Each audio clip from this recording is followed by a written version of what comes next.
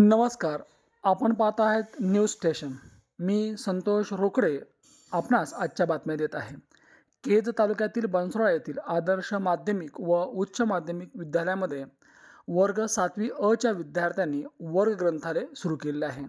या वर्ग ग्रंथालय उपक्रमामध्ये विद्यार्थ्यांनी वेगवेगळ्या लेखकांची पुस्तकं जमा केली आहेत. यासाठी सोफियान पठाण हा विद्यार्थी ग्रंथपाल म्हणून काम पाहणार आहे. विद्यार्थ्यांमध्ये वाचनाची गोडी निर्माण व्हावी या उद्देशाने हा उपक्रम सुरू केला आहे. वर्ग 7वी अ या वर्गासाठी इंग्रजी विषयाचे शिक्षक रोकडे SV यांनी यासाठी मार्गदर्शन केलं आहे आणि त्यांच्या माध्यमातून हा उपक्रम सुरू झालेला आहे. या कार्यक्रमाच्या प्रसंगी शाळेच्या मुख्याध्यापिका श्रीमती सिंधुताई चव्हाण यांनी अध्यक्षस्थान भूषवलं, तर त्याचबरोबर मार्गदर्शक म्हणून साळुंके सर यांनी भूमिका बजावली. उपस्थित विद्यार्थ्यांना मार्गदर्शन करत असताना साळुंके सर म्हटले की विद्यार्थ्यांनी वाचलं पाहिजे आणि काय वाचलं पाहिजे याचं भान ठेवलं पाहिजे. कारण वाचनामध्ये या ठिकाणी वाचन हे विज्ञानवादी असावं, सत्यवादी असावं, खरं असावं, तरच खऱ्या अर्थानं वाचनाचे विद्यार्थ्यांना अगदी फायदे दिसून येतील. त्याचबरोबर शाळेच्या मुख्याध्यापिका यांनी अध्यक्षीय समारोप करत असताना विद्यार्थ्यांना मार्गदर्शन केलं. त्यांनी वाचन संस्कृती वाढली पाहिजे यासाठी काय काय केलं पाहिजे याबद्दल मार्गदर्शन केलं. त्याचबरोबर भविष्यामध्ये अधिकाधिक पुस्तकं या उपक्रमासाठी देण्याचं त्यांनी आश्वासन दिलं.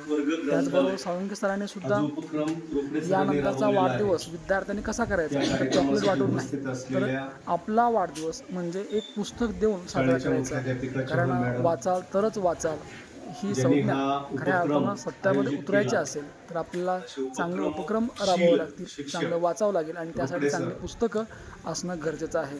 हा उपक्रम अत्यंत स्तुत्य आहे आणि या उपक्रमाचं सर्वत्र कौतुक आहे. पाहूया आपण आदर्श विद्यालयामध्ये हा जो वर्ग ग्रंथालय सुरू झालेला आहे या उपक्रमाची अधिकाधिक अत्यंत चांगला अशा प्रकारचा उपक्रम आहे. विद्यार्थ्यांना पुस्तकाची आवड लावणारा, पुस्तक वाचण्याची आवड लावणारा हा अशा प्रकारचा उपक्रम आहे. तसं पाहिलं तर परदेशामध्ये भारत देश सोडून इतर देशांमध्ये वाचनाची आवड असणारा बहुसंख्य वर्ग आहे. आम्ही ज्या वेळेला शाळेत होतो, कॉलेजमध्ये होतो, त्यावेळेला खूप वाचन करायचो. हे सगळे पुस्तक आम्ही वाचलेले आहेत. परंतु आजकाल वाचायलेलं कोणीच दिसत नाही. प्रत्येकाच्या हातात फक्त मोबाईल दिसतो. माणसाला जर समृद्ध व्हायचं असेल तर वाचनाशिवाय पर्याय नाही. वाचलंच पाहिजे. परंतु आमच्या सिस्टीममध्ये शाळेच्या वेळापत्रकामध्ये लायब्ररीचा तास असायला पाहिजे, लायब्ररी समृद्ध असली पाहिजे, पुस्तकांनी गच्च भरलेली पाहिजे. परंतु तसं होताना दिसत नाही. अनेक शाळेमध्ये लायब्ररीच नाही, अनेक शाळेमध्ये लायब्ररीचा पिरियडच नसतो. मॅडम, मी जी शाळा चालवतो त्या शाळेमध्ये 5,500 पुस्तकं आहेत आणि आठवड्यातून 2 दिवस विद्यार्थी हे लायब्ररीमध्ये जातातच. फक्त लायब्ररीमध्ये जातच नाही तर ते विद्यार्थी त्या लायब्ररीमधली पुस्तकं घेतात, आठवड्यातून 2 वेळेला चेंज करतात आणि चेंज केल्यानंतर तो जो लायब्ररियन आहे तो लायब्ररियन त्या विद्यार्थ्याला विचारतो की याच्यातलं थीम कोणती आहे, तू पुस्तक वाचलंस, त्या पुस्तकाची वाचलं का नाही हे चेक करण्याचं काम करतात. याच्यातलं समजा मुख्य पात्र कोणतं आहे, या पुस्तकातून तू काय घेतलंस हे विचारण्याचं काम ते लायब्ररियन करतात. आणि त्यामुळं विद्यार्थी जे आहेत ते विद्यार्थी काय करतात, तशा प्रकारे चांगला अभ्यास करतात, त्या पुस्तकाचं वाचन करतात आणि वाचनाची सवय त्यांना लहानपणापासून लागते. जे मुलं वाचतात तेच मुलं काय होतात, मोठेपणी प्रचंड मोठी माणसं होतात. पूर्वीच्या काळी जे महान माणसं भारतामध्ये झाले, देशामध्ये झाले, जगामध्ये झाले, हे पुस्तक वाचनानं झालेली होती. आपण अनेक उदाहरण आपल्याला घेता येतील. महात्मा ज्योतिराव फुलेंचे या ठिकाणी गुलामगिरी हे पुस्तक दिसतंय. त्याचबरोबर डॉक्टर APJ अब्दुल कलामांचं पुस्तक दिसतंय, डॉक्टर बाबासाहेब आंबेडकरांची पुस्तकं दिसतात. हे जे पुस्तकं आहेत, ही पुस्तकं माणसाला माणूस बनवणारी पुस्तकं आहेत. सुरुवात जी आहे ती सुरुवात विद्यार्थ्यांनी हे अशा प्रकारची जी पुस्तकं आहेत, हे नैतिक कथा, या बोध कथा, हे अशी जी पुस्तकं आहेत, या पुस्तकातून तुम्ही सुरुवात करा. सुरुवात जर तुम्ही काय केली, मोठी पुस्तकं जर वाचायला सुरुवात केली, हाऊ टू टॉक एनीवन, अशा प्रकारची जी पुस्तकं तुम्ही सुरुवातीला वाचायला केली, तर पहिल्या 2 दिवसातच काय करतात, पुस्तक फेकून देतात आणि सरांनी काही असला उपक्रम काढलाय म्हणून त्याच्याकडे दुर्लक्ष करतात. परंतु अशा पुस्तकातून तुम्हाला काय होते, हळूहळू आवड निर्माण होते. या नैतिक कथा आहेत, बोधकथा आहेत, कॉमिक्स. आम्ही ज्या वेळेला लहान होतो त्यावेळेला कॉमिक्स यायचे. त्याच्यानंतर दुसऱ्या त्या काळामध्ये जातक कथा असायच्या, बोधकथा असायच्या, वेगवेगळ्या प्रकारच्या छोटे छोटे पुस्तकं हे वाचले पाहिजेत. आणि याची आवड हळूहळू निर्माण झाली की रोकडे सरांना मला असं सांगावंसं वाटतं की या ठिकाणी विद्यार्थी जे आहेत त्या विद्यार्थ्यांना हळूहळू आवड निर्माण झाली की प्रत्येकानं काय करायचं की आपला जो वाढदिवस असेल त्या वाढदिवसाला काय करायचं, पुस्तक तुमच्या ग्रंथालयाला भेट द्यायचं. मग कोणतं पुस्तक असलं पाहिजे जे ग्रंथालयामध्ये नाही, ते पुस्तक आणलं पाहिजे. मग त्याच्यामध्ये सुद्धा कोणते पुस्तक आणले पाहिजेत, सगळ्यात महत्वाचं की आपल्याला लेखक कोण आहे हे आपल्याला अगोदर कळालं पाहिजे. त्या ठिकाणी तुम्ही सत्यनारायणाची कथा जर आणून दिली किंवा देवाधर्मावरची जर पुस्तकं आणून दिली तर तुम्ही घडणार नाही. मग त्यामध्ये पुस्तकं तुम्हाला विज्ञानाची आणून द्यावी लागतील. विज्ञानाची आवड निर्माण होणारी पुस्तकं आणून या ठिकाणी तुमच्या वाढदिवसाला जर तुम्ही दिली तर काय होईल, तुमचं हे जे ग्रंथालय ते ग्रंथालय वाढेल. आणि पुढच्या वर्गामध्ये ज्या वेळेला तुम्ही जाताल त्यावेळेला प्रत्येक वर्गामध्ये जर हे ग्रंथालय असे जर निर्माण झाले ते हे ग्रंथालय इथंच राहील. पुढच्या वर्गामध्ये गेला तर पुढच्या वर्गाची पुस्तकं मोठ्या स्वरूपाची असतील, खालच्या वर्गाची पुस्तकं हे लहान स्वरूपाची असतील. आणि ही जर 5वी ते 10वी पर्यंत जर ही जी संकल्पना राबवली तर मला वाटतं की याचा फायदा 100% ह्या विद्यार्थ्यांना होईल. आणि ज्या वेळेला तुम्ही मोठे होताल, तुम्हाला वाचनाची सवय लागल्यामुळं तुम्ही ज्या वेळेला मोठे झालेले असताल त्यावेळेला तुम्हाला निश्चितच रोकडे सरांची त्या ठिकाणी आठवण आल्याशिवाय राहणार नाही. आणि तुम्ही ज्या वेळेला मोठी माणसं होताल, महान माणसं होताल, त्यावेळेला तुम्ही म्हणताल की मला आदर्श विद्यालयाने घडविलं. त्यातली त्यात रोकडे सरांनी जो आमच्या वर्गामध्ये हा जो उपक्रम राबवला त्यामुळं मला वाचनाची सवय लागली आणि त्यामुळं मी घडलो हे निश्चित या ठिकाणी तुम्ही सांगताल. 5वी ते 12वी पर्यंत हा उपक्रम रोकडे सरांनी राबवावा. 10वी पर्यंत त्याला माझं 100% सहकार्य राहील. धन्यवाद सर. आणि त्यासाठी लागणारी जी पुस्तकं आहेत प्रत्येक वर्गाला 4-5 पुस्तकं मी देण्याचं मी स्वतः त्या ठिकाणी काम करेल. परंतु हे करत असताना लेखक कोणता असावा हे अगोदर त्या ठिकाणी पाहिलं पाहिजे. कारण का काय झालंय की महाराष्ट्रामध्ये, भारतामध्ये इतिहास हा मावळ्यांनी घडवला आणि कावळ्यांनी लिहिला. मग हे पुस्तक वाचल्यानंतर तुमच्या लक्षात येईल की सरांनी काय म्हटले होते, मावळे कोण, कावळे कोण, हे तुमच्या नंतर लक्षात येईल. म्हणून अगोदर चांगल्या पद्धतीनं वाचन करा आणि फक्त पुस्तकीतून घ्यायचं. त्या काय तुझं नाव, शेख का, सफियांकडून पुस्तक घ्यायचं आणि ते पुस्तक घेऊन घरी नेऊन ठेवायचं आणि ठेवून पुन्हा परत द्यायचं, असं न झालं पाहिजे. त्याच्यावर चर्चा पण घडली पाहिजे. पुस्तकावर तुम्ही चर्चा पण घडली पाहिजे. एकमेकांना विचारलं पाहिजे की तू पुस्तक हे वाचलंस, त्याची सेंट्रल आयडिया काय, याच्यातलं मुख्य पात्र काय आहे, कोणत्या विषयावर आहे, तुला त्याच्यातलं काय आवडलं, की अशा प्रकारचं तिथं डिस्कशन पण झालं पाहिजे. परत एकदा हा जो वर्ग ग्रंथालय, हा जो रोकडे सरांनी उपक्रम राबवलेला आहे त्यासाठी माझ्या खूप खूप शुभेच्छा. आणि तुम्हाला सुद्धा वाचनाची सवय लागावी म्हणून तुम्हाला सुद्धा या ठिकाणी शुभेच्छा. थांबतो. मुळामध्ये काय आहे की मगवाच मी म्हटलं होतं की जो वाचेल तोच वाचेल, परंतु जो काही जी कुठली व्यक्ती जो काही पाहिल, ऐकेल, त्यानुसार ती व्यक्ती घडेल असं मला वाटतं. कारण साधारणतः 1 महिन्यापूर्वी मी सरांच्या शाळेमध्ये गेलो होतो. त्या ठिकाणी इलोक्युशन कॉम्पिटिशन होती, डिबेट कॉम्पिटिशन होती आणि खरंच शाळेचे शिक्षक, त्यांची शिस्त, अगदी प्रत्येक गोष्ट मनाला भारावून जात होती. आणि असं म्हणतात की ज्या वेळेला आपण चांगलं बघतो आणि आपली नजर चांगली असेल तर ते सगळं चांगलं आपल्याकडे सुद्धा असावं हे मलाही वाटलं. कारण तिथलं ग्रंथालय पाहिलं, तिथली पुस्तकं पाहिली आणि पुस्तकं वाचल्यामुळे तिथल्या विद्यार्थ्यांची विचार करण्याची पद्धत बदलते. कारण काय होतं की जितकं आपण चांगलं वाचाल तेवढा आपण चांगला विचार करतो आणि मग चांगला विचार करण्यासाठी चांगली पुस्तकं आपल्याकडे असणं फार गरजेचं. सर म्हटलं की पुस्तक कुठली असावीत तर ती विज्ञानाची असावीत, विज्ञानवादी असावीत, नाही का. खरी असावीत, खरं मांडणारी असावीत. तर अशी ही पुस्तकं आपल्या ग्रंथालयामध्ये भविष्यामध्ये आलेली असतील. निश्चितपणे सर तर आम्हाला सहकार्य करतीलच, पण सरांनी जर शब्द टाकला सगळ्या स्टाफमध्ये तर सगळेजण ऐकतील. आणि आणखी एक चांगला उपक्रम असा आहे की सरांनी सांगितलं आता की आम्ही बघतो की आम्ही आपण वाढदिवस साजरा करतो, पण वाढदिवस म्हणलं की प्रत्येकाचा एक चॉकलेटचा पुडा तयार असतो, ज्याची किंमत 100 रुपये असते, 150 असते. तर यानंतर आपण वाढदिवस करू नाही असं नाही, परंतु चॉकलेट आणण्यापेक्षा पुस्तकं आणा. त्यामुळे काय होईल, आपल्या ज्ञानात भर पडेल, आहे की नाही. आणि आपलं हे जे आहे ना वड ग्रंथालय हे अधिक आपलं चांगलं होईल. सर धन्यवाद. यानंतर मी या कार्यक्रमाच्या अध्यक्षा आपल्या मार्गदर्शिका चव्हाण मॅडम यांना विनंती करतो त्यांनी आम्हाला मार्गदर्शन करावं. लेकरांचा गोंधळ मी फक्त तुम्हाला शुभेच्छा देणार आहे. तुमचा इंटरव्ह्यूचा वेळ झालेला आहे.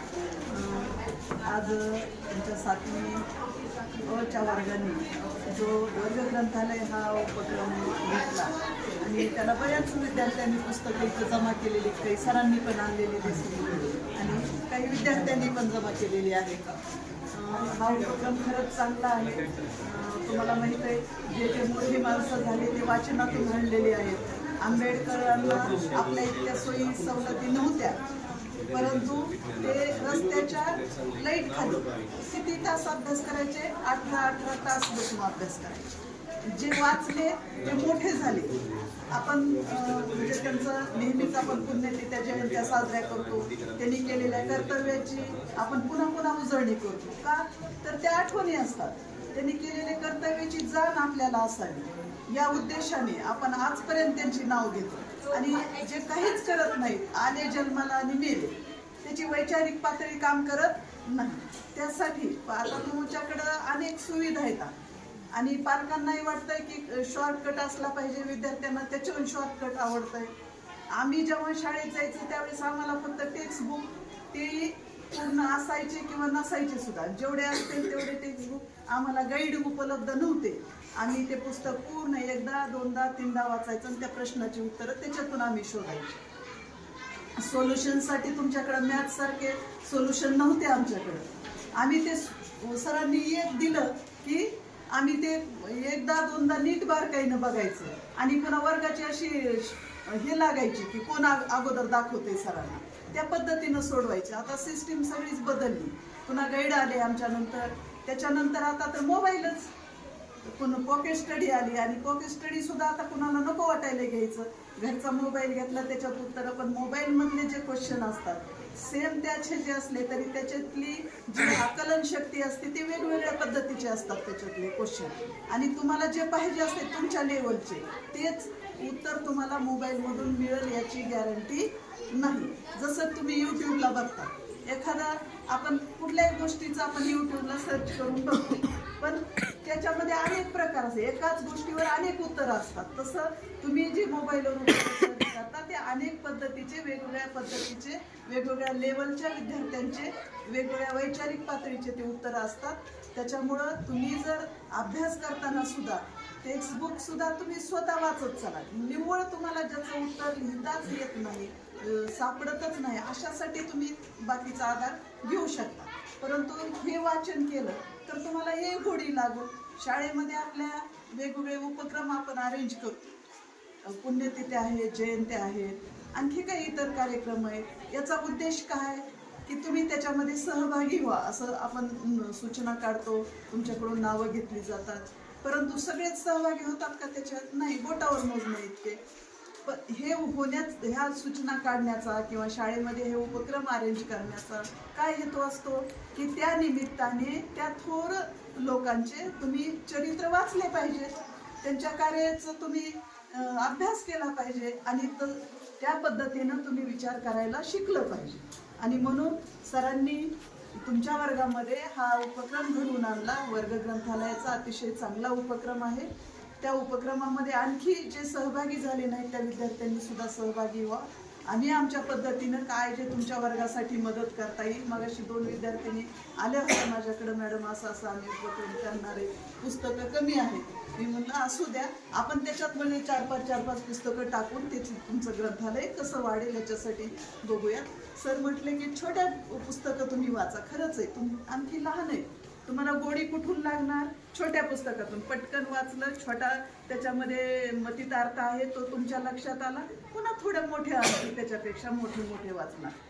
तुम्हाला आता समजा डॉक्टर बाबासाहेब आंबेडकर आहे, सावित्रीबाई फुले आहे, जिजामाता आहेत, शिवाजीराजे आहेत, शंभूराजे आहेत, याच्यावरचे तुम्ही पुस्तकं वाचा. असे छोटे छोटे पुस्तकं वाचा, त्यांचं बेसिक तुम्ही लक्षात घ्या आणि मग तुम्हाला वाचनाची आवड लागेल. आता तुम्हाला फार हुशार असण्याची गरज नाही. तुम्ही कधी कधी मोटिवेशनल स्पीच ऐकतात का नाही युट्यूबवर? मला माहित नाही, मी ज्या वर्गात जाते त्यांना सांगते की तुम्ही मोबाईल हाताळत असलात तर फक्त मोटिवेशनल स्पीच वाचत चला. आता आमचा ती वेळ होऊन गेलेला आहे समजा, पण तुम्हाला त्याच्यामुळे खूप प्रोत्साहन मिळणार आहे. तुम्ही त्याच्यामध्ये पाहत असताल तर एवढे म्हणजे प्रतिकूल परिस्थितीमध्ये घडलेले लेकरं जे 10वी पर्यंत अतिशय नॉर्मल होते, परंतु 11वी पर्यंत त्यांनी आर्ट्स घेऊ द्या, कॉमर्स घेऊ द्या, तेच लेकरं पुढे IAS अधिकारी झालेले आहेत. हे कशामुळे झालंय? फक्त त्यांच्याकडे एक गुण होता की एकाग्र चित्ताने वाचन करणे. त्यांच्याकडे कुठून बुद्धिमत्ता आली? फक्त त्यांनी काय केलेलं? वाचन केलेलं. आणि वाचनातून सगळं काही आपलं शिक्षण ही एक अशी प्रक्रिया आहे, आपल्याकडे काही धनदौलत असू दे त्याची चोरी होऊ शकते, आहे की नाही? पण शिक्षण ज्ञान ही अशी गोष्ट आहे की तीही आपला दुश्मन असला तरी ती त्याची चोरी करू शकत नाही. बुद्धीची चोरी होती का कोणाच्या? नाही. बुद्धी सगळ्यांकडे आहे, सगळ्यांना बुद्धी आहे, फक्त त्याचा वापर आपण करत नाही. तुम्हाला माहिती, लोखंडाचा खेळ जास्त दिवस शेतात पडून राहिला किंवा मातीत पडून राहिला तर त्याच्यावर गंज चढतो. तसं बुद्धी सगळ्याकडे आहे, बुद्धीचा वापर जर तुम्ही केला नाही तर त्याच्यावर सुद्धा गंज चढायला होतो. म्हणून माणसानं काही ना काही नवीन करण्याचा प्रयत्न केला पाहिजे. तुम्ही तसाच हा उपक्रम सुरू केलेला आहे. हा उपक्रम तुम्ही टिकवून ठेवा आणि जे इन्व्हॉल्व नाही त्याच्यामध्ये त्यांनी सुद्धा याच्यामध्ये इन्व्हॉल्व व्हा. पुस्तकं देणं होत नाही होत आहेत ती पुस्तकं वाचायचा प्रयत्न करा. सगळेच देतील किंवा सगळ्यांना शक्य होईल असं नाही. आणि त्याच्यातली एक गोष्ट सरांनी तुम्हाला सांगितली की वाढदिवसाला तुम्ही 100 रुपयाचे चॉकलेट आणता, तुमचा आनंद द्विगुणित करण्यासाठी मित्रांना, मैत्रिणींना, सरांना देता. तर चॉकलेट काही देण्याची गरज नाही. तुमचा वाढदिवस साजरा केला जाईल त्यासाठी तुमच्या त्याच 50 रुपयाचंच आणा, 40 रुपयाचंच आणा, जेवढं तुम्हाला शक्य आहे तेवढंच आणा. छोटंसं एक पुस्तक आणा, पण पुस्तक कसं आणा ते सांगितलंय तुम्हाला की अंधश्रद्धेवर आधारित पुस्तकं आणायचे नाही. आपली बुद्धी तिथं खर्च घालायची नाही आणि निवळ त्यांच्या विरोधातही म्हणून नाही. आपल्याला आवडत नाही आपण गप्प बसायचं, त्या विषयावर जास्त बोलायचं नाही. आपल्याला फोकस करायचंय वाचनावर. आणि कसले पुस्तक आणायचे? जनरल नॉलेज आणा, थोड्या मोठ्यांच्या कथा आणा, काही ऐतिहासिक प्रसंग घडलेले त्या गोष्टी वाचा तुम्ही, ज्याच्यातून आपल्याला काही मोटिवेशनल असतील की काही असतं ज्यांनी काही केलंय असं चरित्र स्वतःचे लिहिलेले असतात आणि त्याच्यातून ते घडतात. तर अशा बरेचसे पुस्तकं मिळतात मार्केटमध्ये, तर ते पुस्तकं तुम्ही वाचा. उन्हाळ्याच्या सुट्टीत, दिवाळीच्या सुट्टीत तर तुम्ही तेच पुस्तकं वाचा. अभ्यास करून तुम्हाला कंटाळा आलेला असते, त्यावेळेस हे पुस्तकं वाचा आणि तुमच्या ज्ञानात भर घालाल अशी अपेक्षा व्यक्त करते आणि माझे 2 शब्द सांगते. फेरूया, कारण मुळामध्ये तुम्हाला शिक्षा करून तुम्ही सुधारणार नाहीत, रागून पण नाही. कारण काय असतं की बऱ्याच वेळा आम्ही हा प्रयोग करतो, आम्ही रागून बघतो, मारून बघतो, परंतु मला असं वाटतं की याच्या पलीकडे जाऊन खरं तर विचारांची पेरणी होणं गरजेचं आहे. कारण ही विचाराची पेरणी जी होते ती या पुस्तकातनं होते. कारण जोपर्यंत आपण वाचणार नाही तोपर्यंत आपल्याला कळणार नाही. आणि म्हणून या ठिकाणी या वर्ग ग्रंथालय हा उपक्रम आपण सुरू केलेला आहे. भविष्यामध्ये हा उपक्रम खूप मोठा आपल्याला करायचा आहे आणि त्यासाठी माझे मार्गदर्शक हे माझ्या पाठीशी आहेत. जर हे पाठीशी असतील तर निश्चितपणे हा उपक्रम आणखी खूप मोठा होईल. पुढच्या वर्षी अगदी 5वी पासून ते 10वी पर्यंत सर मी तुम्हाला प्रॉमिस करतो की प्रत्येक वर्गामध्ये हे ग्रंथालय सुरू झालेलं असेल. धन्यवाद सर.